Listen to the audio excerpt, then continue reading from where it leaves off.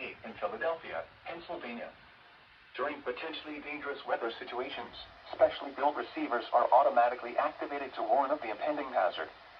Tests of the signal are normally conducted by the National Weather Service in Mount Holly, New Jersey every Wednesday between 11 a.m. and noon. If there is a threat of severe weather during the normal test time, the test will be postponed to the next good weather day. Reception of this broadcast, and especially the warning alarm tone, will vary at any given location. This variability, normally more noticeable at greater distances from the transmitter, can occur even though you are using a good quality receiver in perfect working order. The warning alarm tone will be activated for hazardous weather watches and warnings for the following counties and marine areas near the city of Philadelphia, in Pennsylvania: Berks, Bucks, Chester, Delaware, Montgomery, and Philadelphia. In New Jersey: Burlington, Camden, Cumberland, Gloucester, Hunterdon, Mercer, Monmouth, and Salem. In Delaware: Kent and Newcastle, including Upper Delaware Bay. And in Maryland: Cecil, including Chesapeake Bay north of Pools Island.